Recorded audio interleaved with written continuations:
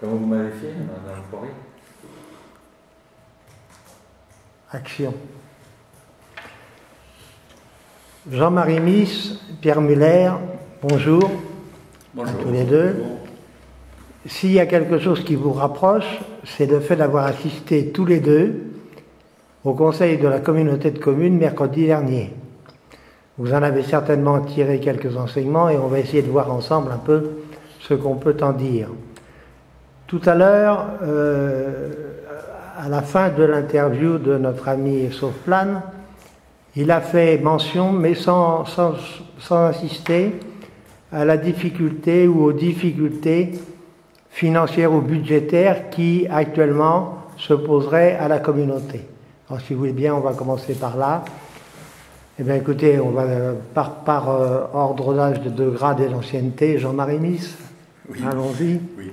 Tout d'abord, entre Pierre Muller et moi, il n'y a pas uniquement le fait d'avoir assisté à la même réunion de communauté de communes qui nous rapproche, parce que sur bien des points, nous avons des convergences de vues et le travail que nous menons ensemble à la mairie du Vigan avec nos autres collègues est aussi là pour le prouver, mais je connais Pierre depuis bien plus longtemps que ça et je l'apprécie depuis plus longtemps que ça. Alors effectivement, nous sommes arrivés en communauté de communes pour le débat d'orientation budgétaire et nous avons été d'abord surpris de voir qu'un cabinet privé nous présentait un PowerPoint dont nous n'avons pas connaissance. Nous aurions dû au moins les déléguer à avoir connaissance de ce PowerPoint comme les textes le prévoient pour pouvoir au moins réfléchir dessus, travailler, analyser et pouvoir avoir une réunion de travail intéressante. Ce n'a pas été le cas. Je crois qu'on peut dire tout de suite que ce PowerPoint était d'abord un document de présentation. Voilà, un document de présentation qui a présenté une analyse de la situation économique de la communauté de communes avec un travail un peu sur les années précédentes, l'état de la communauté de communes qui avait des finances saines et puis l'évolution progressive pour en arriver à un constat que, semble-t-il, si j'ai bien retenu ce qui a été dit, le budget 2012 peut-être pourrait passer ric-rac, mais 2013, 2014 et les autres années, nous allions dans le mur. Donc, les propres termes du cabinet qui présentait le PowerPoint, à un moment donné, des propositions pour le redressement financier de la communauté de communes. C'est ce qui a été présenté. Alors, c'est quelque chose d'extrêmement grave et extrêmement inquiétant. Nous n'avons pas encore eu le temps de suffisamment analyser tous les tenants et les aboutissants, ce qu'il semble effectivement, et c'est quelque chose que notamment les élus du Vigan ont souvent dénoncé, et des fois en refusant de voter les budgets, c'est quelque chose que nous sentions venir, nous avons essayé d'alerter, malheureusement nous n'avons pas été suivis par le président et par la majorité des délégués. Je crois qu'aujourd'hui, sauf à n'a pas avoir tout saisi de ce qui a été présenté, la situation financière est particulièrement grave. On a parlé, je crois, à un moment donné, au cours de ce conseil, de situation alarmante. Est-ce bien le terme que vous avez entendu? Oui, certainement. Je ne me souviens pas exactement. Peut-être, Pierre, tu as peut-être une meilleure mémoire. Le cabinet qui a présenté, le cabinet fiscal qui était donc le prestataire chargé de l'audit, a présenté les choses assez clairement. Et effectivement, il était très rapidement question, en conclusion de l'exposé, de prendre des mesures assez draconiennes qui concernaient soit tous les postes, soit les investissements, soit le fonctionnement, soit l'augmentation de la charge fiscale. Donc on peut dire qu'effectivement c'est alarmant. D'autre part, le fait que l'exécutif de la communauté de communes ait choisi de faire intervenir un cabinet est en soi un indice, parce que d'habitude c'est le vice-président aux finances qui présente le DOB, et là le choix a été fait de faire un audit et de le faire présenter par ce cabinet spécialisé. C'est le même cabinet que celui qui avait présenté le premier rapport? Non, c'est pas le même cabinet. Et il y a aussi une chose que je voudrais évoquer, il y a eu un deuxième audit donc, qui a été présenté il y a 2 ans par un autre cabinet et qui mettait en exergue le fait que la communauté de communes est en fonctionnement plusieurs fois au-dessus de la strate des communautés de même importance. Qu'est-ce que ça veut dire? Alors au-dessus de la strate, ça veut dire qu'il y a un fonctionnement qui est bien supérieur à la moyenne des fonctionnements des autres. Mais l'argumentaire était à l'époque que il n'y a pas de référence puisque la communauté de communes a plusieurs compétences que n'ont pas d'autres et il n'y a pas de point de référence. Alors j'ai posé la même question à ce second cabinet qui avait l'air assez gêné par la question.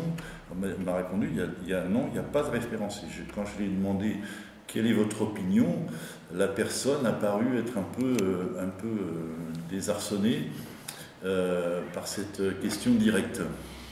Donc je pense que le problème du fonctionnement est un problème très important. Il faut rendre justice à la communauté de communes qu'on ne peut pas intervenir sur l'emploi aussi facilement dans une collectivité territoriale que dans une entreprise. C'est une charge qui est... Mais il y a peut-être une politique, une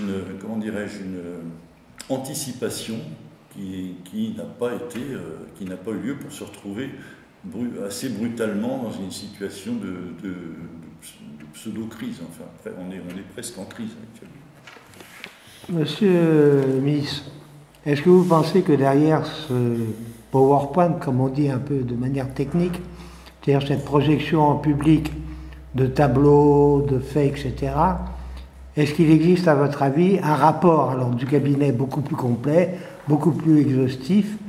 Et si la réponse est oui, est-ce que vous pensez que vous l'aurez dans des délais relativement courts maintenant? Effectivement, on peut penser que ce rapport existe.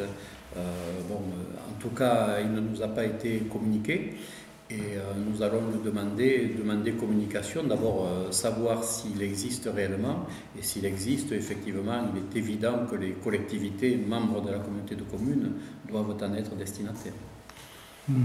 J'ai toujours, personnellement, bon ça c'est un avis qui n'engage que moi, mais j'ai toujours été un peu étonné de l'unanimisme qui régnait au sein des séances publiques du Conseil de la communauté de communes, avec de temps en temps un écart très remarqué de la commune du Vigan. Est-ce que là encore, cette situation s'est pérennisée, ou est-ce que vous avez senti qu'un certain nombre de délégués allaient vers une réflexion peut-être plus poussée?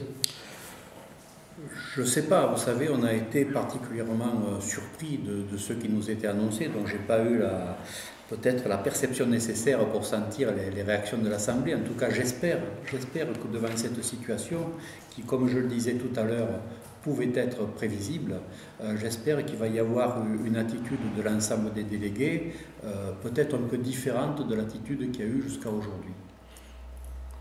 Parce qu'actuellement, quand même, la situation économique, alors là, nous passons sur le plan global, est tout de même assez inquiétante. On en parle suffisamment dans les médias et ailleurs. Est-ce que vous pensez, là aussi, que dans les 2-3 années qui vont venir, on va avoir une répercussion, disons, au niveau des mairies, donc des contribuables des villes concernées, une répercussion au niveau des impôts, même de la CDC, adressés toujours aux contribuables? Est-ce que nous risquons là d'avoir un problème d'augmentation des impôts, ou au contraire, on va réussir à stabiliser la situation? Quel est votre sentiment? Alors, mon sentiment, et je crains que ce soit la réalité, c'est que dans les années qui viennent, nous n'allons pas échapper à un certain nombre de mesures qui vont peser lourdement sur les contribuables de la communauté de communes du Pays Viganais, puisque le cabinet qui a présenté ce travail a lui-même présenté aussi un certain nombre de solutions qui vont jusqu'à l'abandon de certains projets, l'augmentation de la fiscalité, donc des impôts, et ce qui revient pratiquement au même, revoir les dotations de compensation qui sont versées aux communes. C'est-à-dire que les communes aujourd'hui se trouveraient privées de ce que reverse aujourd'hui la communauté de communes et qui a été calé lors de sa constitution. Voilà. Est-ce que vous aurez le choix à ce niveau-là? Alors le choix, disons, c'est l'Assemblée des délégués de communautés de communes qui aura à se prononcer sur les décisions à prendre. Là, ça Voilà. risque de poser des Et problèmes. comme le disait Pierre tout à l'heure, un autre aspect aussi, c'était agir sur le fonctionnement, mais effectivement, le fonctionnement, le personnel, on ne peut pas comme ça, le personnel qui est en place, on ne peut pas s'en séparer, et c'est bien normal, et heureusement d'ailleurs, mais peut-être effectivement n'y a-t-il pas eu assez d'anticipation par rapport à ces charges de fonctionnement. Donc aujourd'hui, c'est prématuré peut-être pour en savoir un peu plus. Il a été demandé, et ça a été accepté, que la prochaine réunion de la commission des finances de la communauté de communes soit élargie à l'ensemble des délégués. Je pense qu'effectivement l'ensemble des délégués va être très très attentif à ce qui va suivre. Mais pour revenir au début de la question, je crains très fort qu'il y ait des répercussions très importantes sur le fonctionnement, les charges et la fiscalité dans les années qui arrivent. Pierre Muller, ce sera la dernière question, si vous le voulez bien. Jean-Marie Emis vient de nous parler, en fait, d'économie. Il fallait quelque part, pour retrouver un budget équilibré, faire des économies. On en parle beaucoup, même à l'échelon gouvernemental. Il a parlé aussi d'abandon de projet. Est-ce que vous pouvez citer au moins un exemple d'abandon de projet prévu? Et deuxièmement, comment vous voyez et quels sont les postes principalement concernés par les économies possibles au sein de la CDC? C'est les projets, ça je ne suis pas en mesure de dire quels sont les projets qui pourraient être abandonnés. Il faut faire le distinguo entre les projets qui sont très fortement subventionnés et qui finalement ne seraient pas tellement une source d'économie. Ce que je voudrais par contre dire, c'est pas tout à fait dans la question, mais c'est intéressant. Ce qui a été dit par le cabinet, c'est qu'on s'attendait, toutes les collectivités, à avoir une baisse de revenus avec la suppression de la taxe professionnelle. Or, d'après, par rapport à la position de la commune, qui n'est pas la communauté de communes qui n'est pas une communauté de communes très riche, il y a un fonds de péréquation en fait, et qui fait que on n'est pas tellement pénalisé sur la perte de la ATP qui est remplacée par une autre cotisation des entreprises et de ce fonds. Donc c'est plutôt, ce qui n'a pas été anticipé, c'est sur les dotations qui là vont sérieusement diminuer. Alors comment faire des économies? Sur le fonctionnement, c'est très difficile, il peut y avoir une politique de non-remplacement de tel poste de travail. On nous a proposé justement de reconduire pour 3 ans le directeur au développement économique lors de la réunion, ce qui paraissait un petit peu ambigu par rapport à ce qui venait d'être dit par le cabinet d'audit. Parce que si on veut faire des économies d'échelle sur les salaires, si on commence par embaucher et reconduire un contrat à un niveau de qualification de directeur territorial, c'est pas peut-être la meilleure des solutions pour commencer à faire des économies. D'accord. En conclusion, Jean-Marie Miss, cette communauté de communes du pays viganais, c'est 10 000 habitants. Un petit peu plus, oui. C'est pas grand-chose. Non. C'est pas péjoratif ce que je dis. Hein. Non. Je veux dire, c'est pas beaucoup. Oui. Est-ce qu'un regroupement des communes, des communautés de communes est envisageable? Est-ce que la mairie du Vigan y est favorable? Est-ce qu'il y a une possibilité d'aller dans cette direction ou pas, à votre avis, à l'heure actuelle?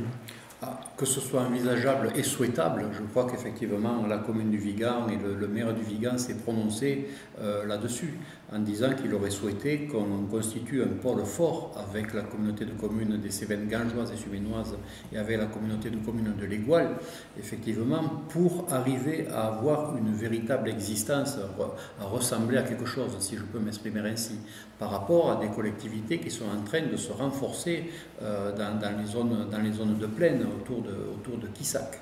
et qui peut mettre en danger pour l'avenir de notre territoire un certain nombre de choses, telles que le collège-lycée ou des choses comme ça. Donc effectivement, il est souhaitable et il serait souhaitable que dans la réforme des collectivités territoriales, on puisse revenir à un rassemblement des trois collectivités que j'ai souhaité.